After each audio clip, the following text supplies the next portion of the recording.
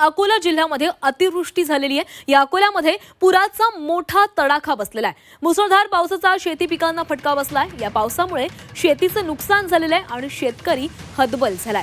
अकोला जिल्ह्यामध्ये 2 दिवसात म्हणजे 17 आणि 18 ऑगस्टला झालेल्या पावसामुळे घरांचं आणि शेती पिकांचं मोठं नुकसान झालंय।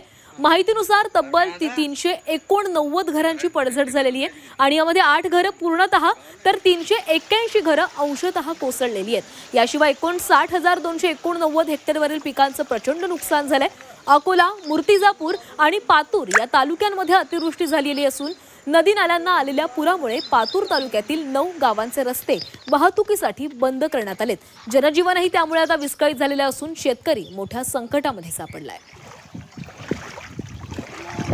अतिवृष्टी या भागात झाल्यामुळे कोठारे बुजुर्ग भागात आणि मेळशी परिसरात झाल्यामुळे मोरणा नदीला खूप मोठा पूर येऊन नदी फुटली। नदीतलं पाणी शेतात आलं। शेतात आल्यामुळे जवळजवळ 5 फुटाचा ओव्हरफ्लो शेतात झाला नदी फुटून आणि त्या शेतपिकाचं खूप नुकसान झालं।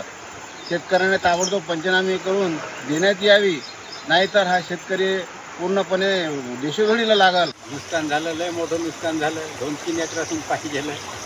पराठे, सोयाबीन घरात नदीच गेली वावरातून। 3 पण वाहून गेलेले आहे। काहीतरी भरीव मदत मिळावी अशी अपेक्षा आहे।